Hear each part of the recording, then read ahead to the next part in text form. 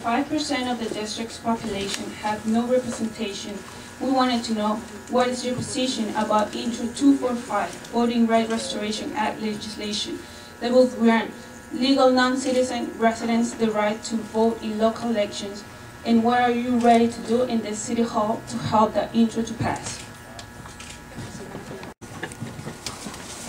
Non-citizens to vote in local election, I agree with you. In federal election, City Council don't have no power to say that. We can argue with it, we can make noise, but that is not under our control. Now, as I said, local election, they have to be tax-paying residents, non-criminal. That's only, there are a couple of other conditions to be there. You cannot have voting right for everyone. I disagree with Danny, I disagree with most of them. You have to have voting right with the qualifications. Qualifications are taxes, pay the taxes, no criminal records. That's one I agree.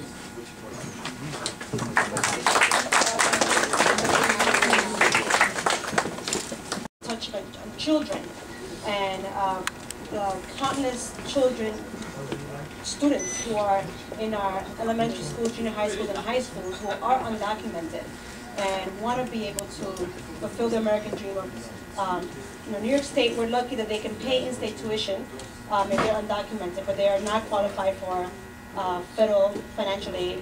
And then once they graduate from college, there is no clear path of citizenship for them, nor can they get a Social Security card and actually practice what it is that they want to do, whether it's be a doctor or be a lawyer. So my question to you is, again, there are many undocumented children in the schools in this district, many with dreams of receiving a post-secondary school education. How will your office work with these students to achieve these dreams and continue to face the financial barriers of education? So this is more of like a dream act. That's a good dream though, but now you are going into the federal territory. This is not falls within the city council. The city council don't have any power to do this type of legislation. It's a federal. What we have to do, community-based organizations, push Obama to come forward and pass that legislation, which is already last 2 years ago in that floor on Congress. Last year, I did so many seminars on immigration and Reform Act, which were in the Congress. I did at the Blessed Sacrament, I did in my office several times, Immigration Reform Act, and what are the laws which are going to come in the future. What we had to do, we had to make Obama's hand stronger so that he can pass the regulation so we can get what you said in a dream world. Otherwise, it's going to be very fruitless to say that I will do all those things. Thank you.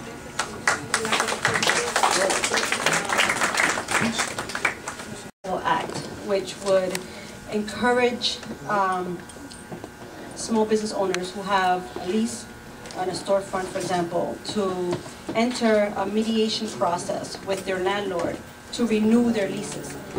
Currently, because a lot of these leases are coming due soon, and the real estate is so expensive, all of a sudden, a bodega or a restaurant, their lease will go up, I mean, $10,000 or more, and supermarkets, for example, can't always stay where they are, and they've been closing around Queens.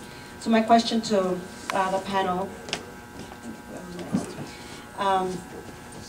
would you support and sign on to the Small Business Act that would encourage mediation, if not, or arbitration between storefronts, tenants and their landlords, and why so? That's an excellent question. That legislation, one of the city council members from Brooklyn proposed in front of the city hall. I was there with him to support. And I am a businessman. I know. Thank God we are talking about the economy and the business and how to create new jobs. None of these people never created a job. They are going to sit there and say they are going to bring business. It is so ridiculous to say that they have business acumen. The business is running out of control because of the rent and lot of government regulations. If you apply for some license, beer license, a poor person starts some business, apply for a beer license, he had to go through a couple of government bodies. Finally, he get tired, he had to bribe somebody to get the license. That is not acceptable. That is why the business community have to know. I am in full support of... About the second-class status and the discrimination that is experienced on a daily basis by many of the immigrants who come here who make up the LGBT community. And given that Jackson Heights is home to the largest concentration of lesbian and gay immigrants in New York City, could you please tell us how or what in the past that you have done to address our experience of discrimination? I testified before a hearing at the City Council in 2006. In 2007, it was the Immigration Committee on a resolution urging the Congress to pass legislation to benefit binational couples. And I, of course, as you all know, because we are denied, of course, the equal right to marry and therefore experience unique discrimination. In what ways have you in the past addressed this? I takes my, Brian, it is a very good question, pointed question. I takes my hats off to Danny for spearheading this issue, because I cannot compete with the two of my opponents on this issue because they've been discriminated several times. But Brian, between you and me, difference is they cannot discriminate you by looking at you. They can discriminate me just looking at me. I totally disagree with any type of discrimination, whether it is sexual orientation, whether it is your look, whether it is your coming from. I disagree and I will stand with you. Thank you.